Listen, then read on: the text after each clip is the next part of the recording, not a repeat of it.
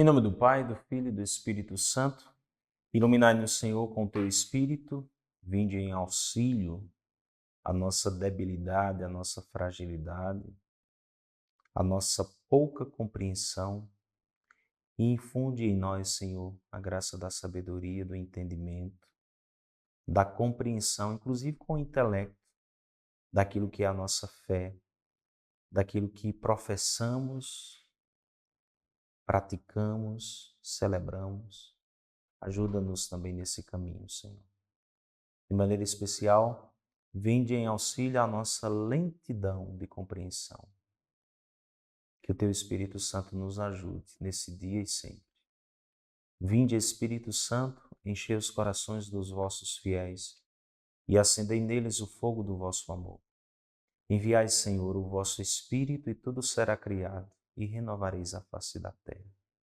Ó Deus, que instruístes os corações dos vossos fiéis com a luz do Espírito Santo, fazei que apreciemos retamente todas as coisas segundo o mesmo Espírito e gozemos sempre de sua consolação por Cristo nosso Senhor. Sede da sabedoria, rogai por nós. Em nome do Pai, do Filho e do Espírito Santo. Amém. Muito bem. Eu desejo fazer uma breve colocação nesse ensino sobre as três dimensões do amor. Isso é uma tradição que não é do cristianismo, sobretudo na tradição do mundo grego, né? De certa maneira da tradição greco-romana, mas sobretudo grega, que os gregos definiam o amor em três categorias: o ágape, o eros e o filia. O ágape como uma dimensão mais oblativa, o eros com a dimensão mais da paixão, sobretudo erótica, né? E o filia como a dimensão do amor de amizade.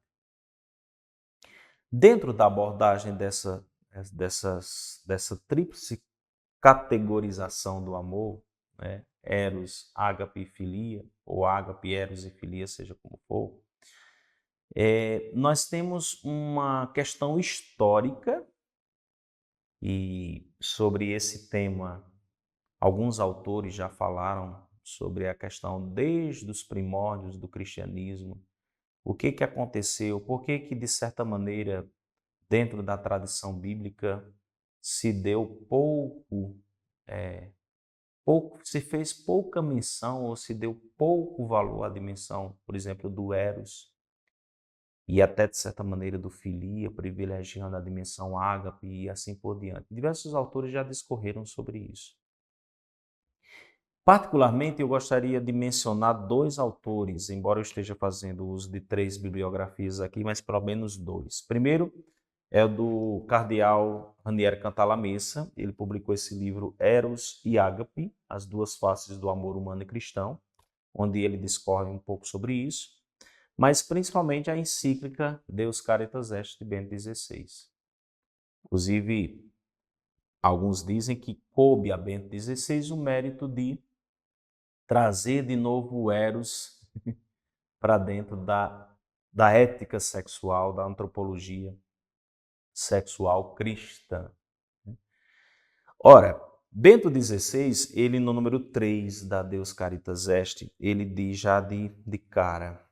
Primeiro ele diz que eros e ágape possuem diferença, mas ao mesmo tempo unidade. E ele se refere a essa questão da seguinte maneira. Ele diz: ao amor entre homem e mulher, que não nasce da inteligência e da vontade, mas de certa forma impõe-se ao ser humano, a Grécia Antiga deu o nome de Eros. Diga-se desde já, e aqui ele parte para a questão bíblica, que o Antigo Testamento grego usa só 2 vezes a palavra eros, enquanto o Novo Testamento nunca a usa. Das 3 palavras gregas relacionadas com o amor, eros, filia e ágape, os escritos neotestamentários, portanto o Novo Testamento, privilegiam a última, ou seja, o ágape, que na linguagem grega era quase posta de lado. Quanto ao amor de amizade, o filia, este é retomado com um significado mais profundo no Evangelho de João para exprimir a relação entre Jesus e os seus discípulos. Essa marginalização da palavra eros, diz o Papa Bento XVI, juntamente com a nova visão do amor que se exprime através da palavra ágape, denota, sem dúvida, na novidade do cristianismo, algo de essencial e próprio relativamente à compreensão do amor. Na crítica ao cristianismo que se foi desenvolvendo com radicalismo crescente a partir do iluminismo, essa novidade foi avaliada de forma absolutamente negativa. Segundo Nietzsche, por exemplo, o cristianismo teria dado veneno a beber ao Eros, que, embora não tivesse morrido, daí teria recebido o impulso para degenerar em vício. Para por aqui. Quando a gente começa a ler Bento XVI, não dá vontade de parar mais, né? Mas para por aqui. Resumindo, o Papa ele diz de maneira muito clara, no Antigo Testamento, só 2 vezes a palavra eros é mencionada, no Novo Testamento, nenhuma vez. Né? Ao contrário, o termo para traduzir o amor dentro do Novo Testamento se dá quase que exclusividade ao ágape, embora o filia também apareça, sobretudo ali nos evangelhos, mas sobretudo ao ágape. E nesse ponto há uma ruptura, de certa maneira, do cristianismo com a tradição grega, nesse ponto, no sentido de que se dentro da cultura grega o eros era super valorizado como termo que exprime o amor, o cristianismo, de certa maneira, põe o eros enquanto citação dentro dos seus escritos, né? Põe o eros de lado e põe no centro o ágape, que era, por seu lado, quase que ignorado pelos gregos. Percebem? Então, o cristianismo, de certa maneira, faz uma inversão. Tira o eros, de certa maneira, do centro, meio que marginalizam, né? Isso aqui é um termo inclusive usado pelo Papa, a marginalização da palavra eros, e coloca no centro o ágape, que era marginalizado por outros autores e por outros escritos não cristãos. Isso valeu, como diz Bento XVI, uma crítica dura, sobretudo depois do iluminismo, em que o cristianismo foi radicalmente criticado. Coube a Nietzsche a dura crítica de que o cristianismo teria dado veneno para o Eros, teria matado o Eros. Né? E, embora ele diz não tivesse morrido, embora o cristianismo não tenha conseguido matar o Eros, segundo Nietzsche, teria por conta disso recebido o impulso para degenerar em vício, ou seja, já que o cristianismo não deu importância nenhuma à dimensão do Eros, então agora o Eros realmente é o Eros, o erótico agora vai ser uma característica anticristã. Então o vício e todo tipo de vício relacionado à dimensão erótica, sexual, então degenerou-se em vício pelo fato do cristianismo ter causado esse tipo de marginalização. Muito bem, nós temos essa questão histórica, de certa maneira também citada pelo cardeal Ranieri Cantalamessa. Só que o Papa Bento XVI, ele tensiona na Deus Caritas Est uma integração. Primeiro, ele traz de volta, enquanto magistério, a categoria de amor expressa no termo eros, traz de volta para dentro da antropologia cristã e diz o amor envolve essa tríplice dimensão.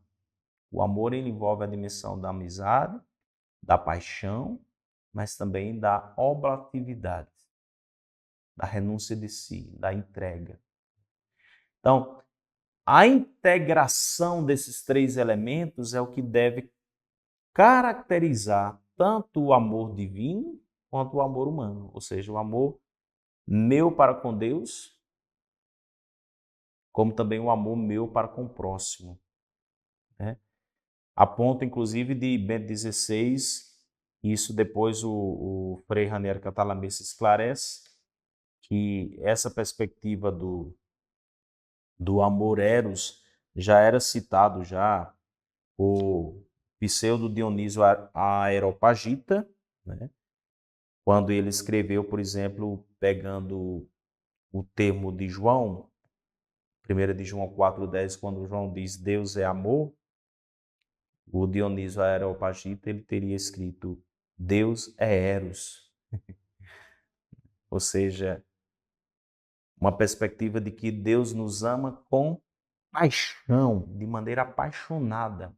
E é exatamente isso que caracteriza, por exemplo, a junção entre a dimensão eros e ágape. Se eu privilegio somente o eros e deixo o ágape de fora, corro o risco de que aquela paixão se degenere em possessividade, em uso do outro, porque não inclui o elemento da oblação, da doação de si, dá para entender?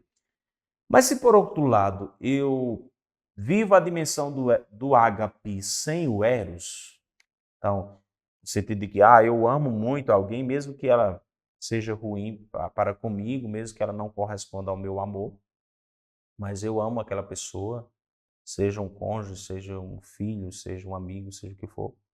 E eu vivo uma dimensão oblativa. Sou capaz de grandes renúncias, de grandes atos de doação para com ela. Mas se o eros não estiver presente, a pessoa ela faz aquilo, mas faz sem a paixão, sem o ardor, dá para entender? Sem aquele fogo no sentido de entusiasmo.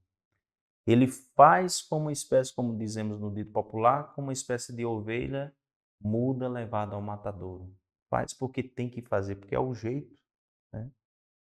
Então até faz um esforço, por exemplo, de se doar ao outro, mas é porque é o jeito, não tem outra opção. Faltou o eros.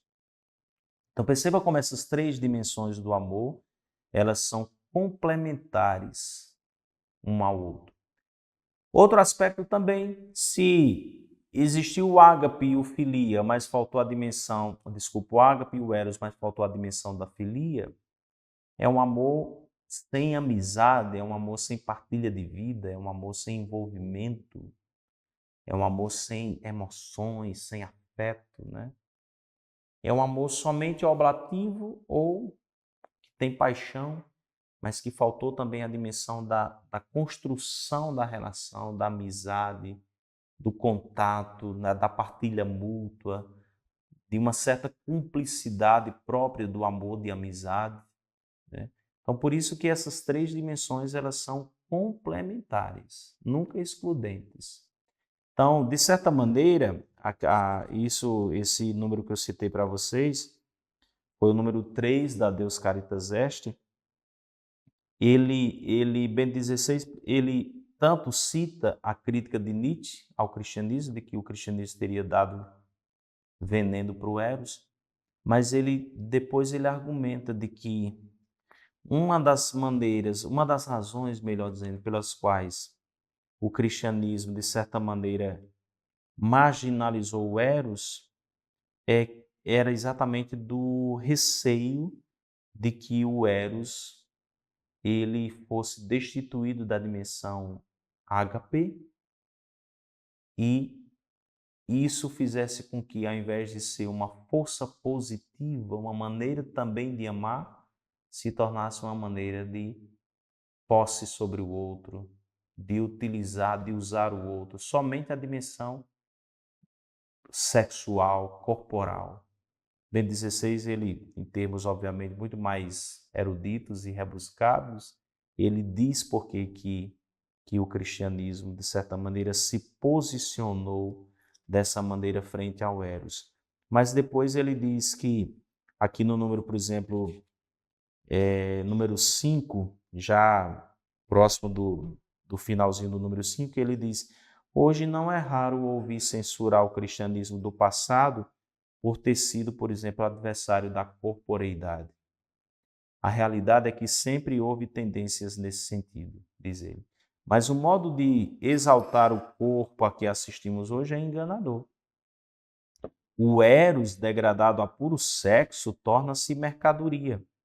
Torna-se simplesmente uma coisa que se pode comprar e vender.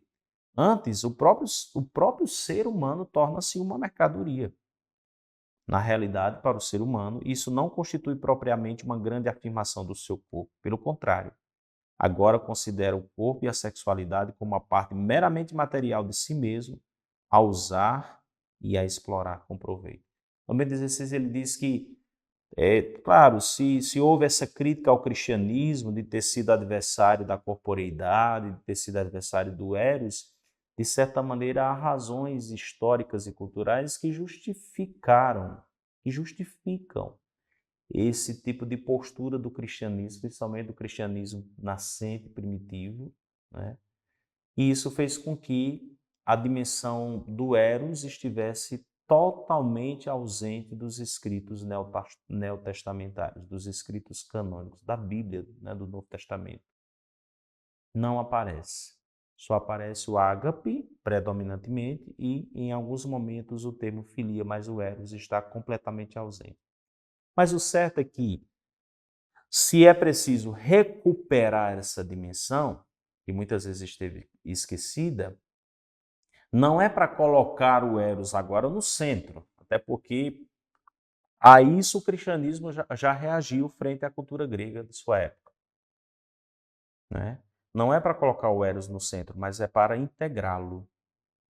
De certa maneira, a Deus Caritas Est, enquanto magistério oficial, realiza essa espécie de reconciliação dessa dimensão do amor que muitas vezes esteve ausente da abordagem cristã, desde a Bíblia, né, até hoje, a sua tradição, os escritores cristãos também. Então, de certa maneira, é uma reconciliação que acontece entre eros, ágape e filia. E volto a dizer, nunca a predominância de um sobre o outro, mas a integração. Aí você pode perguntar, mas nem a predominância do ágape, segundo a visão de Bento XVI, embora o ágape, pelo seu caráter oblativo, né, de sacrificial, alguém que se sacrifica, que se oferta pelo outro, que é capaz, inclusive, de superar situações limites, dificuldades, crises e tudo, é preciso que também o ágape seja reforçado pelo amor de amizade e pelo amor de paixão. Porque senão chega uma hora que também que ele se cansa, pode até se desgastar. É claro que, numa perspectiva evangélica, ou seja, à luz do evangelho, à luz dos ensinamentos de Jesus, o ágape, ele pode ter sua predominância. Por exemplo, em que momento? Quando Jesus fala, por exemplo, do amor aos inimigos. Amai os vossos inimigos, fazei bem aos que vos odeiam. De certa maneira, Jesus está requisitando aqui o amor ágape. Há um autor também que eu gostaria de citar, que é o Conrad Hilpert, tem um livro sobre moral sexual e conjugal. Ele diz: o amor ágape, ele pode ser praticado mesmo independentemente dessas duas formas anteriores, ou seja, filia e eros. E se o mandamento central da fé cristã, ou seja, o amor ao próximo, quiser realmente ser praticado de fato, o que implica inclusive amar seus inimigos, deve ter esse modo de ser. Aqui o Conrad está dizendo, só é possível amar os inimigos se a perspectiva do amor for o ágape, porque se é inimigo eu não posso ter para com ele amor de amizade. É claro, quem é meu inimigo não é meu amigo. E se é também meu inimigo, é muito, muito provável que eu tenha também para com ele uma perspectiva de amor, de paixão. Pelo contrário, é custoso amar os inimigos. Somente o ágape, nesse momento, se torna uma via possível de amar, de viver o mandamento de Jesus, de amar também os inimigos. Entende? Então, se propõe uma integração como necessária e, de certa maneira, uma reconciliação do eros com o filia e o ágape, é evidente, porém, que em alguns momentos somente o ágape torna possível amar alguém, somente pela via do ágape, somente. Né? Então, integração sim, mas ao mesmo tempo isso não significa dizer que o ágape não deixe de continuar sendo para os cristãos, para a revelação cristã, uma dimensão do amor que é bem peculiar e que é bem consoante ao mandamento de Jesus de amar, inclusive, os inimigos. Amar o próximo e, inclusive, os inimigos. Né? Então, essa perspectiva é toda abordada por Bento XVI na Deus Caritas Est. Longamente também discutida, retomada pelo Frei Ranieri Cantalamessa, né? E não somente dizendo que o amor dos cristãos precisa ter essa tríplice característica, mas ao ponto de dizer também que Deus nos ama com essas três características. O amor de Deus também possui sua dimensão ágape, filia e eros, porque Deus nos ama com paixão. Nos ama com paixão, apaixonadamente. E esse amor, essa paixão, ela é tão real, que implicou na doação do próprio corpo de Cristo a nós. Por exemplo, por meio da Eucaristia. Isto é o meu corpo dado por vós. Portanto, o amor de Cristo por nós não é somente um amor oblativo, né? Ninguém tira a minha vida, sou eu quem a dou livremente, a dimensão da oblação. Vós sois meus amigos, a dimensão do filia, do amor de amizade. Mas também, isto é o meu corpo dado por vós. A dimensão também do eros aqui marcado, sobretudo pela doação do próprio corpo a cada um de nós. Então, esse amor de Deus por nós também possui essa tríplice característica. Portanto, volto a dizer, se o eros muitas vezes foi distorcido e, por uma questão de prevenção, o cristianismo historicamente nutriu uma certa desconfiança do eros por conta disso, por causa do seu caráter mundano, secularizado, dessacralizado. Agora é possível entender o eros integrado na tríplice dimensão, como característica do amor humano, mas também ver também o amor de Deus por nós, também sobre essa tríplice perspectiva. Deus nos ama com amor oblativo, ágape. Deus nos ama com amor de amizade, filia. Deus nos ama com amor de paixão, o eros. Deus nos ama com amor eros também. Bento XVI, inclusive, diz isso de maneira categórica na sua primeira encíclica, Deus Caritas Est. Então, é importante trazer esse elemento porque, primeiro, faz parte, isso aqui é um elemento da cultura grega, eu volto a dizer. Então é importante entender como era que já na Grécia Antiga se enxergava o amor, entender por que historicamente o cristianismo, de certa maneira, manteve reserva quanto ao termo eros e super privilegiou o ágape, mas agora, no século XXI, século XX e XXI, é chegado o momento de pensarmos na integração desses três elementos, ok? E aqui eu trago algumas citações literais acerca dessas três dimensões, sobretudo do Conrad Hilpert, Sociedade Conjugal, Sexualidade da Moral Sexual, a Ética nos Relacionamentos, um livro das edições Loyola. Ele diz, falando dos três termos, ele diz: o amor erótico e a sexualidade, exercidos de forma totalmente desvinculada do amor filia e do amor ágape, como se tratasse exclusivamente de satisfação de uma necessidade com o auxílio de outra pessoa, são vistos e sentidos como uma atitude que dificilmente poderá trazer felicidade real para toda e qualquer experiência humana.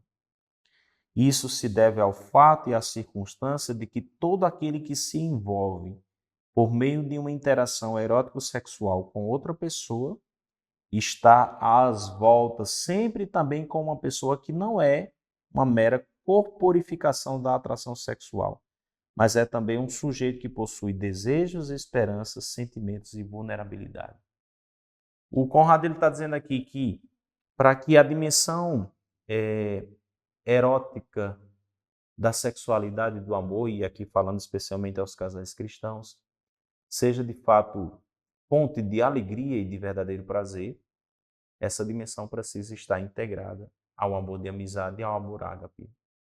Porque senão, eu partilho com o outro somente da vida do outro, somente no aspecto corporal, genital. Mas eu não partilho, por exemplo, dos desejos, das esperanças, dos sentimentos, das emoções, das fraquezas do outro.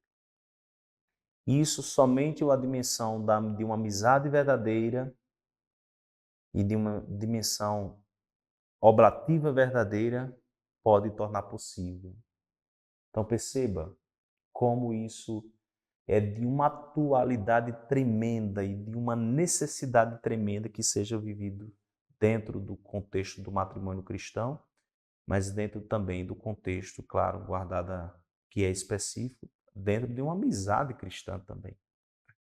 Porque embora dentro de uma amizade, embora não se inclua a dimensão propriamente erótica do corpo, no sentido do ato conjugal, do ato sexual, melhor dizendo, mas é verdade também que dentro de uma amizade implica também a doação de mim, inclusive na dimensão física, não no ato sexual, entendam, mas inclusive na dimensão também corporal, porque dentro de uma amizade eu me relaciono como pessoa e a pessoa também inclui a corporeidade. É toda a pessoa que está envolvida numa relação de amizade, né? Então, nesse sentido, a integração das três dimensões ela é de fundamental importância, não somente dentro do casamento, como também dentro da amizade, do amor entre amigos, mas também dentro da vivência da fé como um todo, como por exemplo esse elemento que eu citei do amor aos inimigos. Se eu vejo o amor aos inimigos sob a perspectiva da filia, é impossível. Do eros, pior ainda. Mas é possível vê-lo sob a perspectiva do ágape, do amor oblativo, né?